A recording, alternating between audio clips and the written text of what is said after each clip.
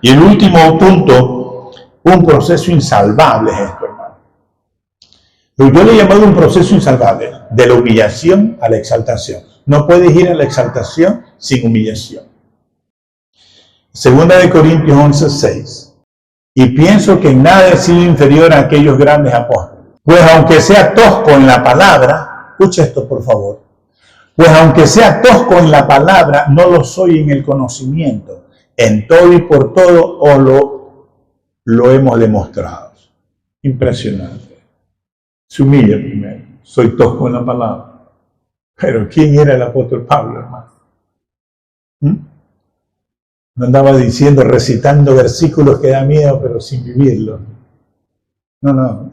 Pablo decía, soy tosco en la palabra. Me falta mucho todavía. Palabras que hacen crecer. Amén, hermano. Palabras que nos hacen crecer. Sí, puedes tener títulos, ser líderes, sí, pero Pablo era líder de tremendas comunidades y él decía, soy tosco en la palabra. ¿Pero por qué lo decía? Porque era necesario para poder tener una ceja, una puerta abierta para que el Espíritu Santo lo llene todavía más. Las experiencias le hagan ver otras cosas que no se puede cuando hay orgullo. Y en 1 Corintios 15:58.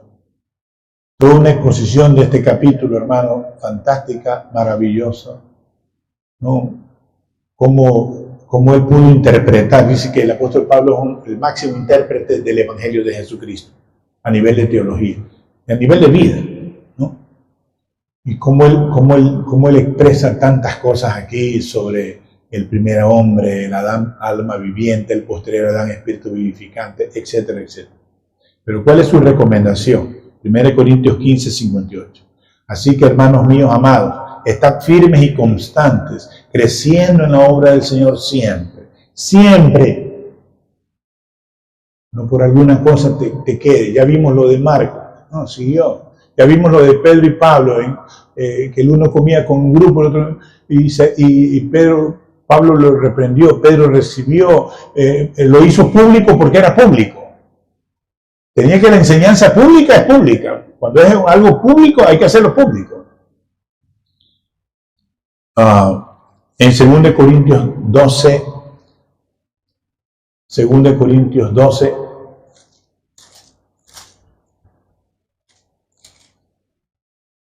deja que tus dedos te lleven a la palabra y acostumbra a ir revisando toda la palabra del Señor. En 2 Corintios 12, del 1 al 10, de tal hombre me gloriaré en el 5, pero de mí mismo y nada me gloriaré sino en mis debilidades. Y para que la grandeza de las revelaciones no me exaltase desmedidamente, me fue dado un aguijón en mi carne. ¿Quién sabe el aguijón de la carne del apóstol Pablo? Nadie. Solo él lo sabía. Me fue dado un aguijón en mi carne, un mensajero de Satanás que me abofetee para que no me enaltezca sobremanera. Respecto a lo cual, no es que él se quedaba contento con eso, de saber que tenía un problemita en su carne. Respecto a lo cual 3 veces he rogado al Señor que lo quite de mí. Pero el Señor le había contestado, bástate mi gracia, porque mi poder se perfecciona en la debilidad. Por tanto, de buena gana me gloriaré más bien en mis debilidades, para que repose sobre mí el poder de Cristo. Bendito Padre, pero si yo lo que hago es afrentar mis debilidades y coger a Moisés y acuchillarme, ajusticiarme y así sentirme mejor que el otro, estamos en otro evangelio. Estás en otro evangelio. Porque el apóstol Pablo justamente en su debilidad era lo que lo sostenía arraigado al poder de Jesucristo.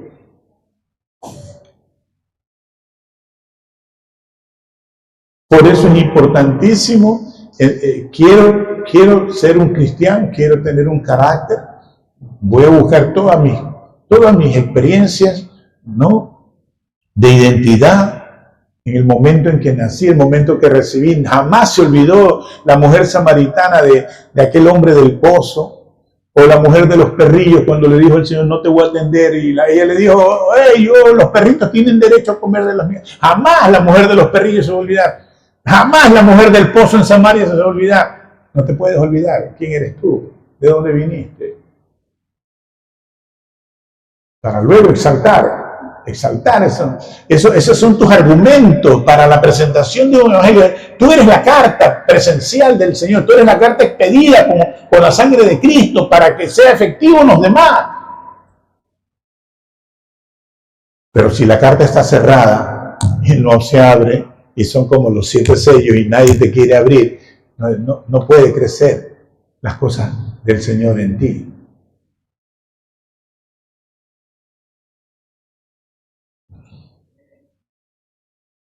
En 1 Corintios 2,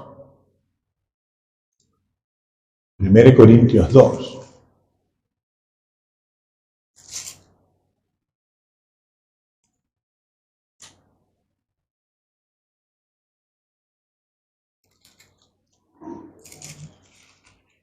Primero Corintios 2.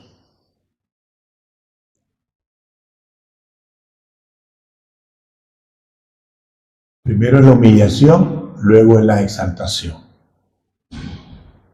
Desde el 6 en adelante. Sin embargo, hablamos sabiduría. Hablamos sabiduría entre los que han alcanzado madurez. Y sabiduría no de este siglo, ni de los príncipes de este siglo, que perecen. Ya para esta época, Aristóteles ya había hablado. El principio de Arquímedes ya está. Las pirámides de Faraón ya estaban.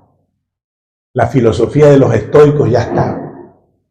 Ya está. Nada de eso lo había alumbrado a Pablo. Los grandes ateneos, las grandes universidades del mundo ya estaban. Oh, pastores, que entré a la universidad, entonces ahí me confundieron. Sí, nos confundimos todos, pero permanece en Cristo, en la palabra, sobre edificado en el fundamento que es Jesucristo. Sin embargo, hablamos sabiduría entre los que han alcanzado madurez, y sabiduría no de este siglo, ni de los príncipes de este siglo que perecen. Mas hablamos sabiduría de Dios en misterio, la sabiduría oculta, la cual Dios predestinó antes de los siglos para nuestra gloria, la que ninguno de los príncipes de este siglo conoció, porque si lo hubieran conocido, nunca habrían crucificado al Señor de gloria. Antes bien, como está escrito, cosas que ojo no vio, ni oído yo, ni han subido en corazón de hombre, son las que Dios ha preparado para los que le aman. Bendito sea su nombre. Eso es que tú lo coges en tu cuarto y te arrodillas y le lloras a tu Señor y le dices, Padre, soy esto, y fórmame en tus entrañas, Señor, deposita tu espíritu en mi vientre, Padre, cambia este corazón irredento, Señor, ayúdame, Padre. Y las cosas vienen, cosas salen. No hay cosa que no la pueda resolver el Señor. Amén, hermano. No hay cosa que no la pueda resolver el Señor. Y dice, porque Dios nos las reveló a nosotros por el Espíritu, porque el Espíritu todo lo escudriña, aún lo profundo de Dios. Maravilloso.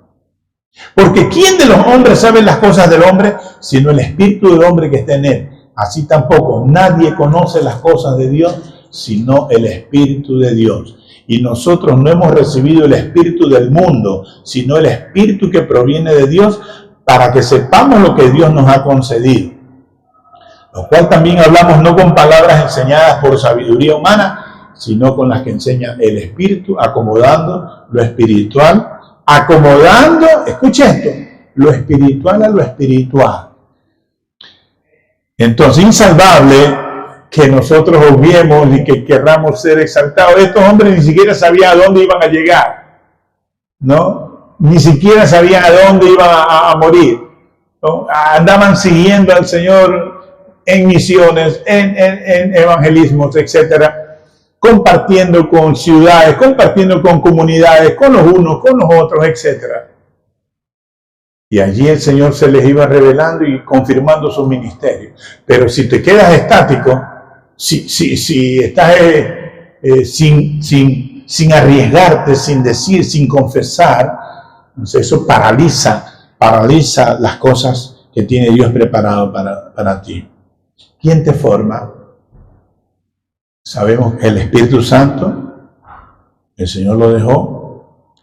En Proverbios 27, 17 hay un texto que es muy favorito, muy hermoso. Proverbios 27, 17, ¿no?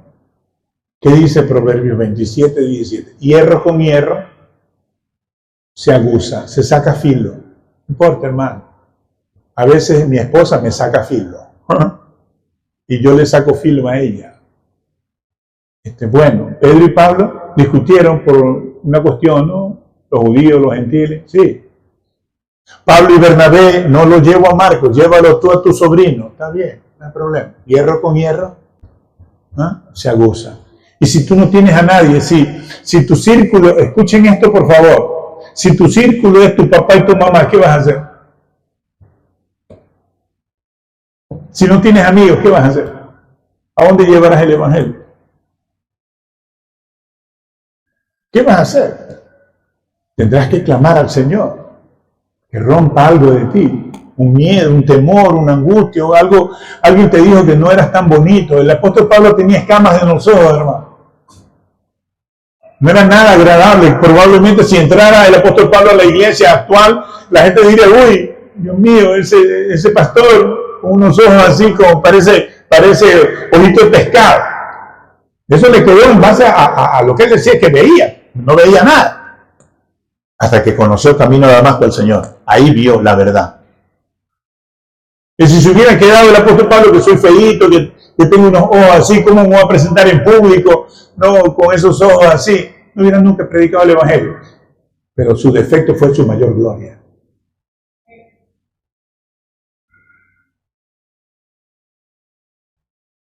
Y el defecto a veces es lo que más impide, ¿no? Y no sabemos que el defecto puede ser que te lleve a ti a las mejores experiencias en el Señor. Todo depende de aquí. Como tú creas, convencido en tu propia mente de que eres una hija de Dios, un hijo de Dios. Y este era un recurso, ¿no?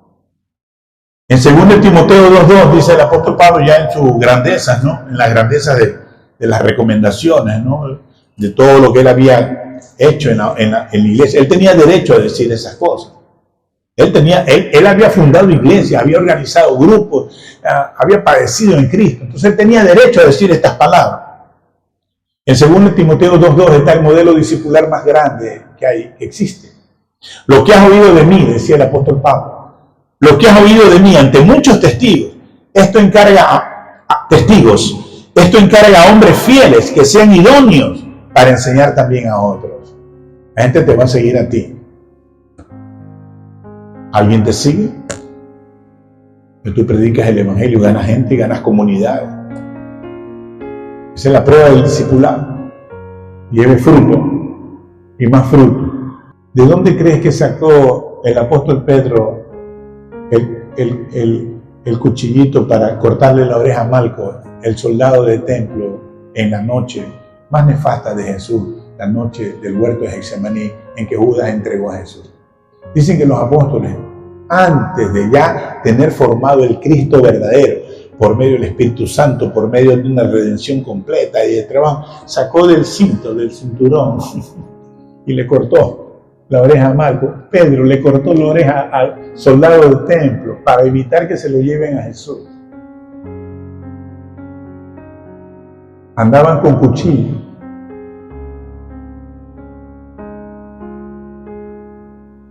Ahora tu cuchillo es tu lengua, tu mente, tu corazón. Con ella puedes edificar o tumbar tu casa, o tus amistades, o tus amigos, o tus relaciones. Entonces, el guardar esa palabra en tu corazón te va a cocinar fuego allá adentro, hermano, para no decir cosas impropias. Manzana de oro con figuras de planta es la palabra dicha como conviene. Aleluya. Y conocer algo, ¿no? En 1 Corintios 3, ¿ya? 1 Corintios 3, 6 en adelante. Yo planté, dice Pablo, yo planté, la palabra, Apolos regó, pero el crecimiento lo ha dado Dios. Así que, escuchen esto, ni el que planta es algo, ni el que riega, sino Dios que da el crecimiento. Y el que planta y el que riega son una misma cosa, aunque cada uno recibirá su recompensa conforme a su labor. Porque nosotros somos colaboradores de Dios y vosotros sois labranza de Dios, edificio de Dios. Aleluya. Bendito Padre. Así que si algo tiene alguien que decírmelo, que me lo diga, hermano, porque me va a hacer labranza. Dice que la palabra profética del Señor, esa raíz es como arar en tu corazón. Arar, la palabra tiene que ararte, ¿no? Arar tu tierra, sacarte los surcos. Y de ahí saldrá buena semilla. Y de ahí saldrán árboles que a la ribera de los ríos produzcan buena sombra y buenos frutos al 100, al 30, al porcentaje que Dios te haya designado y que tú te hayas esforzado. Que Dios te bendiga.